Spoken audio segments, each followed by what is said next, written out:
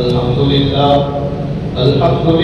نحمده ونستعينه ونستغفره ونؤمن به ونتوكل عليه ونعوذ بالله من شرور أنفسنا ومن سيئات أعمالنا من يهده الله فلا مضل له ومن يضلله فلا هادي له ونشهد أن لا إله إلا الله وحده لا شريك له ونشهد أن سيدنا وشفيعنا وسندنا ومولانا محمدا عبده ورسوله صلى الله عليه وعلى آله وأصحابه أجمعين إلى يوم الدين. أما بعد فأعوذ بالله من الشيطان الرجيم. بسم الله الرحمن الرحيم.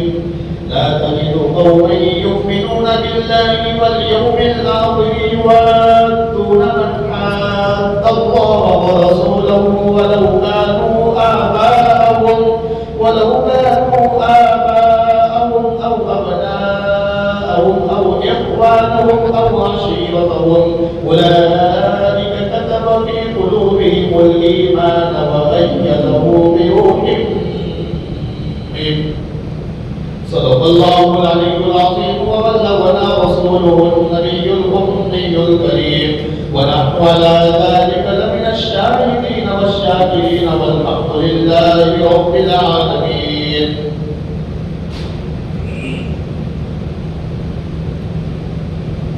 میرے محترم مکرم مشرف بزرگوں اور دوستوں، ہم رب کریم کا جتنا شکر ادا کرے اتنا کم ہے، اس لیے کہ اللہ رب العزت نے ہمیں بغیر کسی درخواست اور بغیر کسی التجا کے دین کے کام کے لیے منتخب فرمایا. یہ اللہ کا ہم پر بہت بڑا فضل، بہت بڑا احسان اور بہت بڑا کرم ہے. میرا اور آپ کا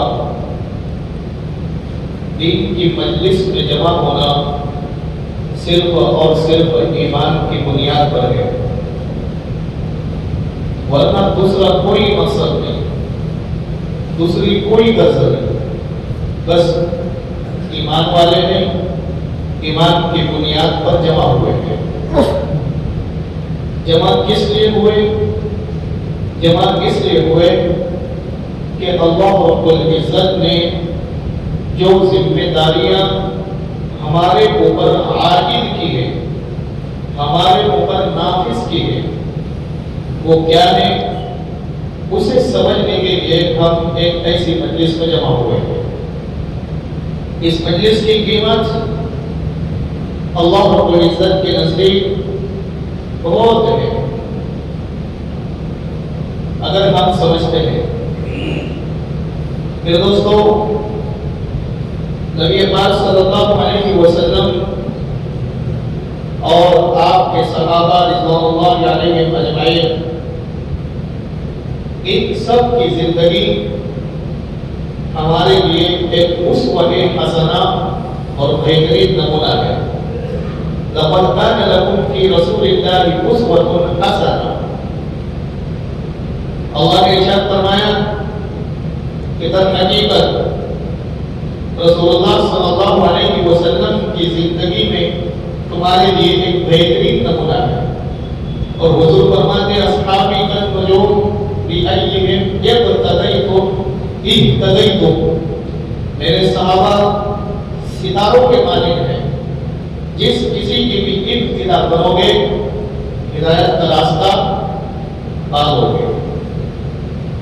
تو حضور کی زندگی اور اصحاب پیغمبر صلی اللہ علیہ وسلم کی زندگی یہ پوری امت کے لیے بہترین نمونہ ہے. میرے دوستو، نبی پاک صلی اللہ علیہ وسلم نے اس دین کی خاطر بہت کچھ قربانیاں دی ہیں. آپ کے اصحاب رضوان اللہ علیہم اجمعین نے بھی ایسی قربانیاں دی ہیں کہ کہ جب حیات الصحابہ سامنے ہوتی ہے تو دل کانپ جاتے ہیں، آنکھیں آنسو بہانے پر مجبور ہو جاتی ہیں۔ جب صحابہ کی زندگی ہمارے سامنے ہوتی ہے تو ہمیں واقعتاً پتہ چلتا ہے کہ صحابہ نے دین کے خاطر کئی سے کئی قربانیاں پیش کی ہیں۔ بچوں کو یتیم کرانے کی ضرورت اگر پیش آئی تھی، صحابہ نے اپنی اولاد کو یتیم کروایا تھا۔ بیویوں کو بیوہ کروانے کی ضرورت پیش آئی تھی، صحابہ نے اپنی بیویوں کو بیوہ کروایا تھا۔ جان دینے کی، شہید ہونے کی باری آئی تھی، ضرورت پیش آئی تھی، اپنی جانوں کا نذرانہ اس دین کے خاطر کبھی غزوہ احد، بدر، حنین میں پیش کیا تھا۔ مال اور دولت اڑانے کی باری آئی تھی تو کبھی غزوہ تبوک میں حضرت ابوبکر صدیق نے اپنا سارا کے سارا گھر حضور کی خدمت میں لا کر کے پیش کر دیا تھا۔ یہ اصحاب پیغمبر رضوان اللہ علیہم اجمعین کی زندگیاں ہم اٹھا کر کے دیکھیں تو اندازہ ہوگا کہ انہوں نے واقعتاً اسلام کے خاطر قربانیاں پیش کی ہے۔ دو تین مثالیں جس آیت کی میں نے تلاوت کی ہے اس کو سامنے رکھ کر ہم سمجھتے ہیں کہ کیسی قربانی پیش کی ہے۔ میں نے آپ کے ساتھ میں قرآن کریم کی جو آیت تلاوت کی، پارہ نمبر 28 سورہ مجادلہ، رکوع نمبر 2۔ اللہ فرماتے ہیں لا تجد قوما يؤمنون بالله واليوم الآخر يوادون من حاد الله ورسوله ولو كانوا آباءهم أو أبناءهم أو إخوانهم أو عشيرتهم۔ اے نبی پاک علیہ التحیۃ والتسلیم، آپ ایسی جماعت یا ایسی قوم نہیں پاؤ گے جو جماعت صحابہ کی شکل میں ہم نے آپ کو عطا کی ہے۔ ایسی جماعت نہیں پاؤ گے جو جماعت ہم نے آپ کو حضرت ابوبکر صدیق، عمر، عثمان، علی، معاویہ، عبداللہ بن زبیر، حذیفہ بن الیمان، ابو ہریرہ اور دیگر اصحاب کی شکل میں عطا کی ہے۔ یوادون من حاد اللہ ورسولہ، کہ وہ ایسی جماعت کہ وہ محبت کرے ایسے لوگوں سے جو اللہ اور اس کے رسول کے مخالف ہو۔ آپ ایسا نہیں پاؤ گے، اگرچہ مخالف ان کی اولاد ہی کیوں نہ ہو، او آباء، اگرچہ مخالف اللہ اور اس کے پیغمبر کی ان کے باپ ہی کیوں نہ ہو، او اخوانہ، اگرچہ مخالف اللہ اور اس کے پیغمبر کے ان کے بھائی کیوں نہ ہو، او عشیرتہ، اگرچہ مخالف اللہ اور اس کے پیغمبر کے پورا خاندان ہی کیوں نہ ہو۔ اولئک کتب فی قلوبہم الایمان وأیدہم بروح منہ، اللہ فرماتے ہیں یہی وہ اصحاب پیغمبر ہیں جن کے دلوں پر اللہ نے ایمان لکھ دیا ہے، جن کے دلوں پر اللہ نے ایمان کی مہر کو ثبت کر دیا ہے۔ وَأَيَّدَهُمْ بِرُوحٍ مِّنْهُ، اور روح الامین کے ذریعے سے ان کی تعریف اور تصدیق فرمائی ہے۔ آگے پھر سنیے وَيُدْخِلُهُمْ جَنَّاتٍ تَجْرِي مِن تَحْتِهَا الْأَنْهَارُ خالدین فیہا، یہ ایسے لوگ ہیں کہ اللہ رب العزت ان کو ایسے باغات میں داخل فرمائیں گے جن کے نیچے سے نہریں جاری ہوں گی، یہ اس میں ہمیشہ ہمیش رہیں گے۔ رضی اللہ عنہم ورضوا عنہ، اللہ ان سے راضی ہو گئے، یہ اللہ سے راضی ہو گئے۔ اولئک حزب اللہ، یہی اصحاب پیغمبر اللہ کا لشکر ہے، یہی اصحاب پیغمبر اللہ کی جماعت ہے، یہی اصحاب پیغمبر اللہ کی پارٹی ہے۔ الا ان حزب اللہ هم المفلحون، یہ دنیا والوں سنو، یہی اصحاب پیغمبر دنیا میں بھی کامیاب ہوئے ہیں اور آخرت میں بھی ان کو کامیاب کروں گا۔ یہ تو ابھی آیت کا ٹرانسلیٹ ہوا، تفسیر باقی ہے۔ سورہ مجادلہ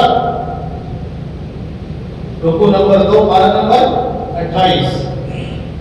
اب سنیے لا تجد قوما یؤمنون باللہ والیوم الآخر، دیگر انبیاء علیہ السلام دنیا میں آئے، اللہ نے ان کو دنیا میں مبعوث فرمایا۔ حضرت آدم بھی آئے، حضرت نوح بھی آئے، حضرت شیس بھی آئے، حضرت موسیٰ بھی آئے، حضرت عیسیٰ بھی آئے، اور ان کے علاوہ دیگر اور پیغمبر آئے، حضرت یونس بھی آئے۔ کسی نبی کے بارے میں آپ نے ایسا نہیں سنا ہوگا کہ انہوں نے دین کی خاطر قربانی نہ دی ہو، یا انہوں نے جب نبوت کا اظہار کیا ہو اللہ کے حکم کے ذریعے سے تو قوم نے ان کی مخالفت نہ کی ہو۔ لیکن وقت کے پیغمبر کو اللہ رب العزت نے ان کے حوالیین عطا فرمائے تھے۔ کچھ زمانے میں وہ بھی لوگ ہوئے ہیں جنہوں نے وقت کے پیغمبر کی بات کو مانا ہے، کچھ لوگ وہ ہوئے جنہوں نے وقت کے پیغمبر کی بات کو نہیں مانا، جنہوں نے مانا ان کو اہل ایمان کہتے ہیں، جنہوں نے انکار کیا ان کو اہل کفر کہتے ہیں۔ اور ہمارے نبی کی صحبت جنہوں نے اختیار کی ان کو اصحاب کہتے ہیں۔ ان کو کیا کہتے ہیں؟ اصحاب پیغمبر۔ اب جب وہ حضور سے ارشاد ہو رہا ہے کہ نبی پاک صلی اللہ علیہ وسلم ہم نے آپ کو صحابہ کی شکل میں ایسی مقدس، ایسی بابرکت، ایسی پاک باز جماعت صحابہ عطا کی ہے کہ ان کے علاوہ کوئی جماعت ایسی آپ کسی کے پاس نہیں پاؤ گے۔ ان کے اخلاص کا درجہ بہت اعلیٰ ہے، ان کی للہیت بہت اعلیٰ ہے، ان کا تقویٰ بہت اعلیٰ ہے، ان کی پرہیزگاری بہت اعلیٰ ہے، ان کے اعمال بہت اعلیٰ ہے، ان کا گناہوں سے بچنا بہت اچھا ہے۔ اسی لیے تو اللہ نے کہا اولئک علی ھدی من ربہم واولئک ھم المفلحون۔ یہی صحابہ کیا ہے؟ دنیا میں بھی کامیاب ہوئے، آخرت میں بھی کامیاب ہوئے۔ ایسی جماعت کہ نبی پاک صلی اللہ علیہ وسلم سے ایسی محبت، صحابہ کو ایسی محبت کہ جانوں کا نذرانہ پیش کرنے کی ضرورت آئی، جان بھی دی ہے۔ اگر خاندان کی مخالفت کی باری آئی، خاندان سے مخالفت بھی کی ہے۔ اگرچہ جو ہے بیوہ کرنے کی باری آئی، بیویوں کو بیوہ بھی کیا ہے، بچوں کو یتیم کرنے کی باری آئی، بچوں کو یتیم بھی کروایا ہے۔ اب دیکھیے آیت یوادون من حاد اللہ ورسولہ ولو کانوا آباءہم، ایسا نہیں ہو سکتا کہ یہ ان لوگوں سے محبت کرے جو اللہ اور اس کے پیغمبر کے مخالف ہے۔ ایسا نہیں ہو سکتا کہ یہ ان لوگوں کو اپنے قریب رکھے جو اللہ اور اس کے رسول کے دشمن ہے۔ ایسا نہیں ہو سکتا کہ یہ ان لوگوں سے ینامت اور تعلق مضبوطی کے ساتھ قائم رکھے جو اللہ اور اس کے رسول کے غدار ہے۔ ایسا نہیں ہو سکتا کہ وہ اپنے لوگوں میں سے ایسے لوگوں کو قریب کرے جو اللہ اور اس کے رسول کی مخالفت کرتے ہیں۔ اب آگے سنیے، من حاد اللہ ورسولہ ولو کانوا آباءہم، اگر اللہ اور اس کے پیغمبر کی مخالفت میں ان کے باپ دادا ہو، ان کی بھی وہ پرواہ نہیں کرتے کہ تو میرا باپ اگرچہ باپ ہے، تو میرا دادا اگرچہ دادا ہے، لیکن میرے محبوب کا تو مخالف اور دشمن ہے۔ اگر مقابلے میں باپ آ جائے، باپ کی بھی پرواہ نہیں کرتے۔ اگر مخالفت میں حضور کی اور اللہ کی، اگرچہ ان کی اولاد آ جائے، وہ اولاد کی بھی پرواہ نہیں کرتے۔ اگر اللہ اور اس کے پیغمبر کی مخالفت میں بھائی آ جائے، وہ بھائی کی بھی پرواہ نہیں کرتے۔ اور عشیرت، اگر اللہ اور اس کے پیغمبر کی مخالفت میں پورا خاندان آ جائے تو ان کی بھی پرواہ نہیں کرتے۔ اب اس پر مثال معرف القرآن جلد نمبر 8 حضرت مفتی محمد شفیع رحمہ اللہ نے بڑی اچھی مثال دی ہے، بڑی اچھی مثال دی۔ اللہ نے کہا کہ اگر مقابلے میں، کیا مطلب مقابلے میں؟ ایک صحابی حضور پر ایمان رکھتے ہیں، حضور سے محبت ہے، تعلق ہے، یقینت ہے، اور ان کا کوئی رشتہ دار مثال کے طور پر باپ او آبا ہو، حضور سے محبت نہیں، حضور پر ایمان نہیں لائے، تو ایسا بھی نہیں ہے کہ یہ میرا باپ ہے تو یہ میں اس کو قریب کر رہا ہوں۔ ایسے نہیں دیکھتے کہ یہ میرا باپ کی رشتہ داری کو نہیں دیکھتے، وہ تو یہ دیکھتے کہ پیغمبر کے ساتھ اس کا تعلق کیسا ہے۔ اب آبا ابو بکر صدیق رضی اللہ تعالیٰ عنہ کے والد کا نام کیا ہے؟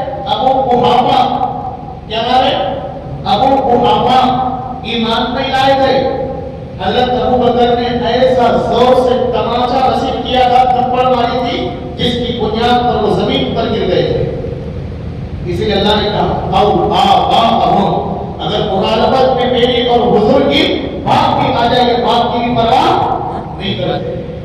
او ابناءہم، اگر مخالفت میں اولاد آ جائے تو وہ یہ نہیں کہتے کہ یہ میری سلبی اولاد ہے، میری نسل اس سے آگے چلنے والی ہے، وہ تو یہ کہتے ہیں کہ یہ اللہ اور میرے محبوب کا غدار ہے، بے وفا ہے، مخالفت میں ہے، دشمنی میں اترا ہے۔ وہ تو یہ کہتے ہیں کہ اگر وہ دشمنی میں اترا ہے تو اس کا بھی وہ قتل کرنے کے در پہ ہو جاتے ہیں۔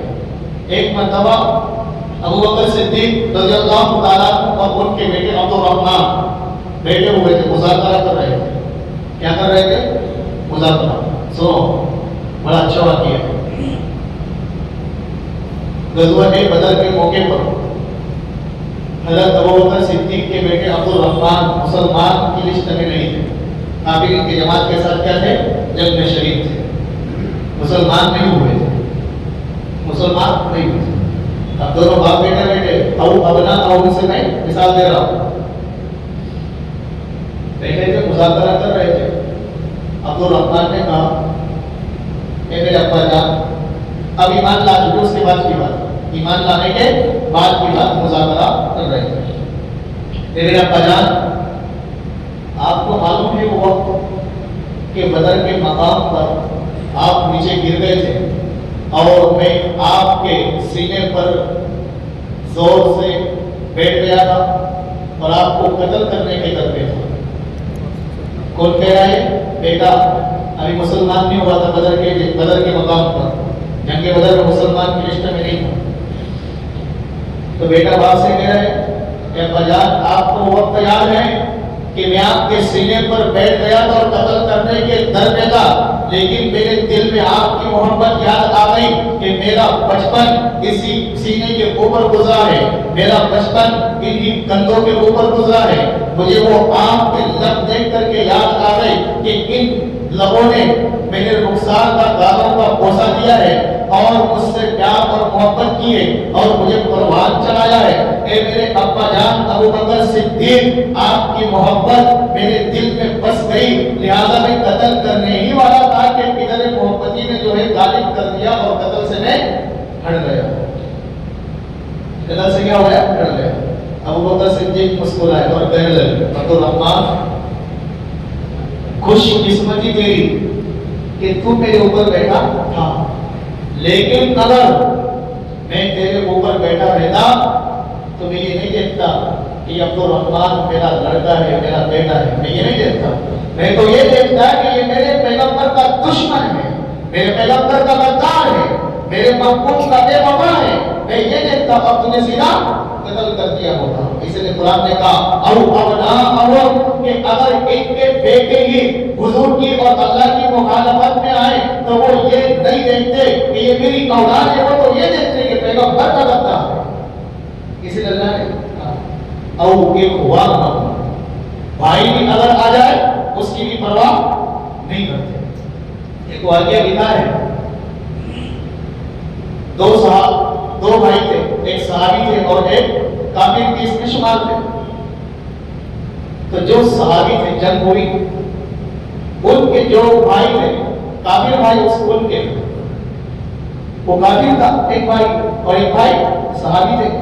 کچھ صحابہ نے ایک صحابی کے بھائی کو پکڑ کر لائے اور زنجیروں میں ان کو جکڑ دیا، بند کر دیا۔ تو وہ اپنے بھائی صحابی کو مدد کے لیے پکارنے لگے، او بھائی، اب ہم جو ہے ایک ماں باپ کی اولاد ہے، تو میری مدد نہیں کر رہا، یہ لوگ مجھے قید کر رہے، یہ لوگ مجھے زنجیروں میں بند کر رہے، باندھ رہے۔ وہ صحابی کہنے لگے اے میں تیرا کب سے بھائی ہو گیا، میرے بھائی تو یہ اصحاب میرے ساتھی ہے، تو میرا بھائی نہیں ہے۔ بھائی اسے نہیں کہتے جو ایک ماں باپ کے اولاد سے ہے، بھائی تو اسے کہتے ہیں جو دینی نسل سے ہے۔ میرے بھائی یہ لوگ ہیں، تو میرا بھائی نہیں ہے، تو مومن نہیں ہے، کافر ہے، تو میرا بھائی نہیں ہے۔ صحابہ کو محمد ہے، اس کو قتل کروا دو۔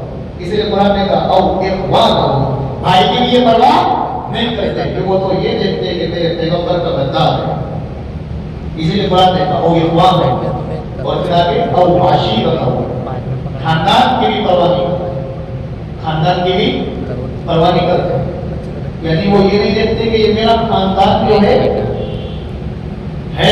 اس لیے میں ان سے ملوں، وہ تو یہ دیکھتے ہیں کہ یہ پیغمبر کا وفادار نہیں ہے، پیغمبر کے اوپر ایمان نہیں لایا ہے، وہ یہ دیکھتے ہیں اگر پیغمبر کے اوپر ایمان ہے تو سر آنکھوں پر، لیکن پیغمبر کا وفادار نہیں ہے، خوددار نہیں ہے، دشمنی میں خود رہا ہے، مخالفت میں ہے، کفر کی اختیار کر رہا ہے، تو خاندان کی بھی پرواہ نہیں کرتے۔ قرآن میں اس کی مثال موجود ہے، عشیرۃ، حضرت زید بن حارثہ نام سنا ہوگا آپ نے، قرآن میں ان کا نام ہے، ان کے علاوہ کسی اور صحابی کا نام قرآن میں نہیں ہے۔ فلما قضى زید منها وطرا زوجناكها لكي لا يكون على المؤمنين حرج في ازواج ادعيائهم اذا قضوا منهن وطرا۔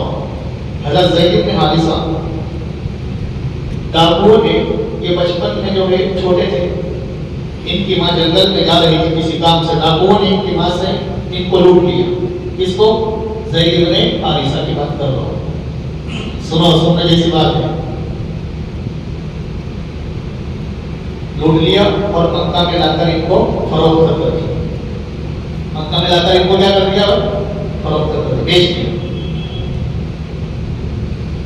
نبی پاک صلی اللہ علیہ وسلم کی خدمت میں یہ لائے گئے، نبی پاک صلی اللہ علیہ وسلم نے جو ان کی پرورش کی، ان کو اپنے پاس رکھا اور اولاد کی طرح ان کو کیا کیا؟ سنبھالا۔ اب وہ ان کے گاؤں کے کچھ لوگ تھے، وہ مکہ میں کام سے آئے ہوئے تھے، کس کے گاؤں میں؟ زید بن حارثہ، مکہ میں کام سے آئے ہوئے تھے، دیکھا کہ یہ بچہ کھیل رہا ہے، ہمارے علاقے کا فلاں فلاں کا حارثہ کا لڑکا ہے، کس کا لڑکا ہے؟ حارثہ، باپ کا نام حارثہ تھا، اس کا لڑکا، اس سے پوچھا مسموک یا ولد، مسموک عربی زبان میں یہ لڑکے تیرا کیا نام ہے؟ اس نے کہا، وہ لڑکے نے کہا اسمی زید، میرا نام کیا ہے؟ زید۔ پھر وہ گاؤں والوں نے پوچھا مسمو ابی، تیرے باپ کا نام کیا ہے؟ اسمو ابی حارثہ، میرے والد کا نام کیا ہے؟ حارثہ، لہذا میرا پورا نام زید بن حارثہ۔ اچھا تو حارثہ کا لڑکا ہے، اس کا لڑکا حارثہ کا۔ مالا تفعل ہاؤنا، اے لڑکی تو یہاں کیا کر رہا ہے؟ تیرے ماں باپ تو ہمارے وطن میں، اور تو یہاں کیا کر رہا ہے؟ تو اس لڑکے نے جو ہے جواب دیا کہ میں یہاں رہتا ہوں، اسکن فی ھذا الغلام، میں اس بستی میں کیا کرتا ہوں؟ رہتا ہوں، بیٹھا۔ اب وہ گاؤں والے گئے اور حارثہ کو بتایا کہ آپ کے لڑکے کو ہم نے مکہ میں دیکھا، اس کا نام زید تھا اور آپ ہی کا لڑکا تھا، آپ ہی کا نام بتا رہا تھا۔ اب گھر والوں کو تو معلوم نہیں کہ ڈاکو نے لوٹ لیا تھا، ڈاکو نے کیا کیا تھا بھائی؟ لوٹ لیا تھا۔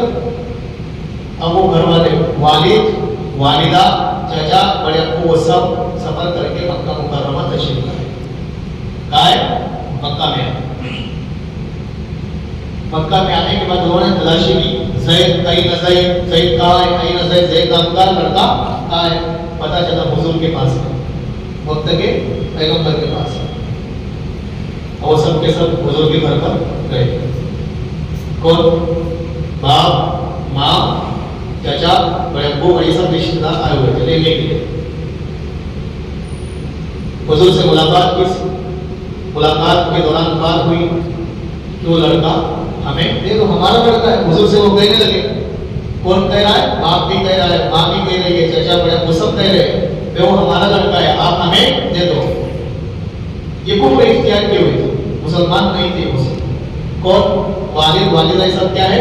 کافر تھے۔ زید بن حارثہ حضور کی خدمت میں رہ کر مسلمان ہو چکے، زیادہ عمر میں تھے، میرے خیال کے مطابق 5 سے 7 سال عمر ہو گئی، زیادہ کتابوں میں عمر ان کی لکھی ہوئی تھی، بس اتنا لکھا ہوا ہے کہ کم سنی میں، یعنی بچپنے کی عمر تھی۔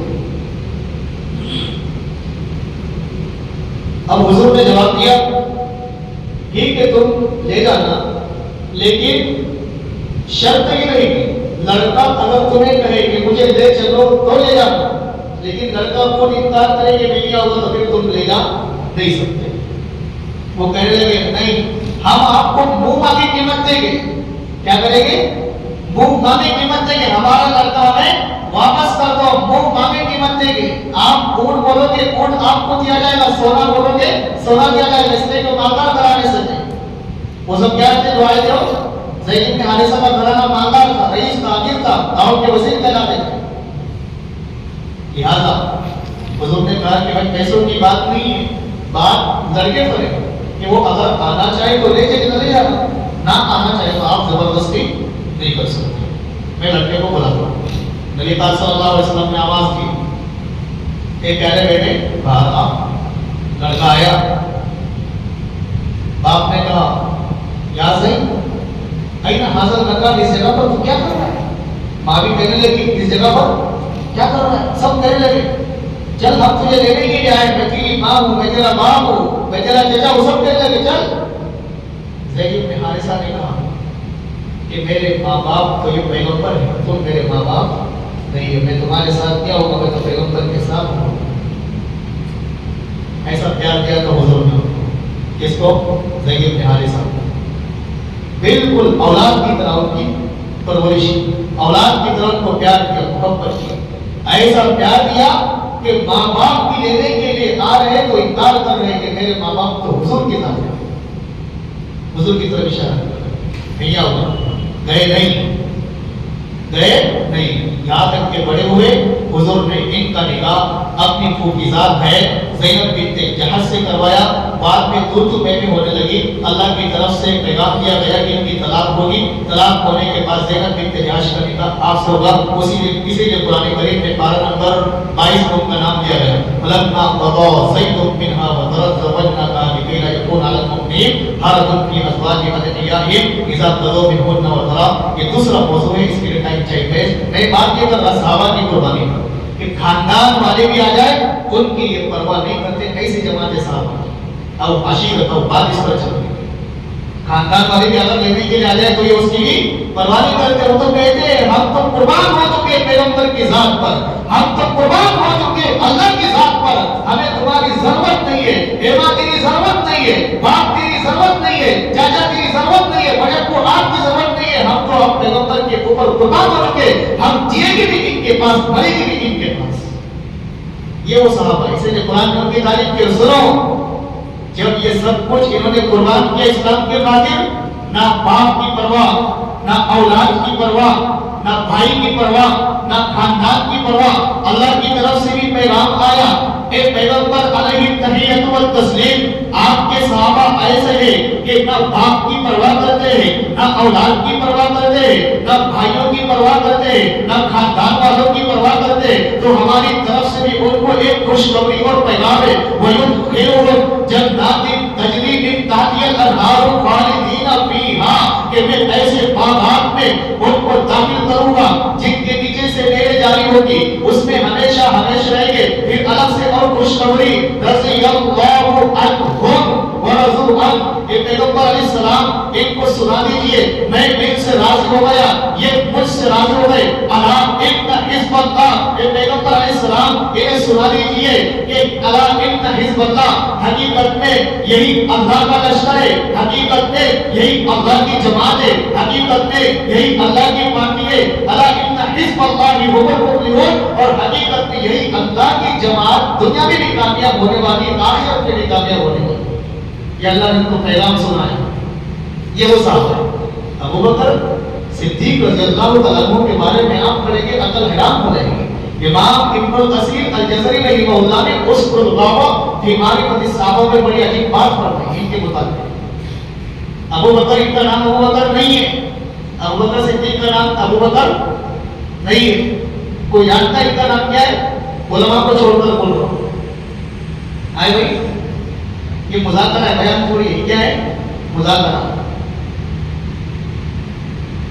جانتا ہے بنا نہیں جانتا. ان کا نام ابو بکر نہیں، ان کا نام اصل کیا ہے؟ عبداللہ بن ابی قحافہ. نام کیا ہے؟ عبداللہ بن ابی قحافہ. ابو بکر کیوں بولتے؟ سنو محدثین نے بیان کیا. ابو کے معنی ہوتے ہیں وعدہ، اور بکر کے معنی پہل کرنے والا. ابو کے معنی کیا ہوتے ہیں؟ وعدہ، اور بکر کے معنی پہل. ہر کام میں سب سے پہلے ساتھ دینے والا. ابو بکر ہر کام میں سب سے پہلے ساتھ دینے والا. نام تو عبداللہ ہے جو ماں باپ نے رکھا, لیکن دنیا عبداللہ نام نہیں جانتی, دنیا تو ابو بکر کے نام سے جانتی ہے. پھر صدیق ان کو کیوں کہتے ہیں؟ صدیق کے معنی ہے سچ کر دکھلانے والا, سچائی کو بیان کرنے والا. حضور نے ان کے سامنے کہا انی رسول اللہ, کہ میں اللہ کا پیغمبر ہوں. حضرت ابو بکر صدیق نے بغیر مطالبہ دلیل کے, بدون ایویڈنس اور ثبوت کے اللہ کے رسول پر ایمان لایا, دلیل کا مطالبہ نہیں کیا. اللہ پر بھی ایمان لایا, پیغمبر پر بھی ایمان لایا. اسی لیے صدیق لقب پڑا.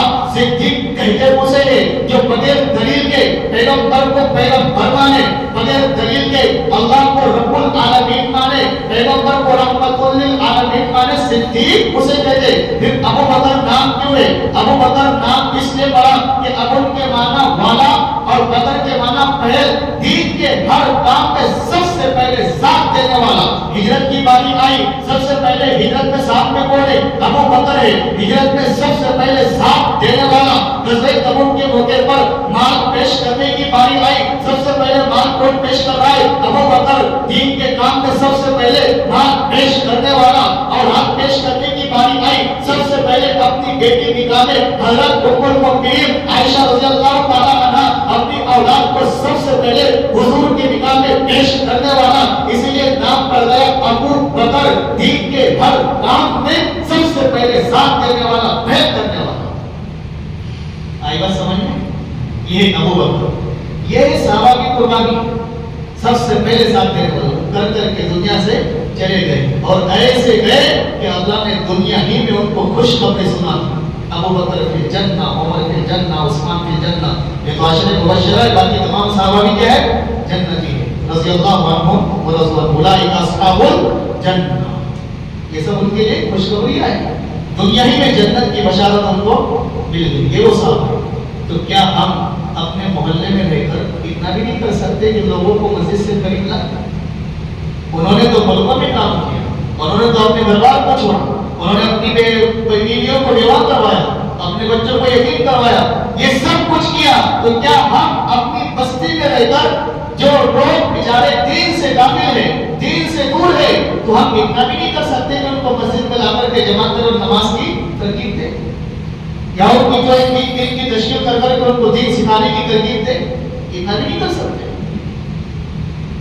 کوئی ہم سے مال نہیں مانگا جا رہا, کوئی ہم سے جو ہے جان نہیں مانگی جا رہی, ہم سے صرف وقت مانگا جا رہا ہے کہ آپ کے وقت کو سیکھنے کے لیے, سکھانے کے لیے.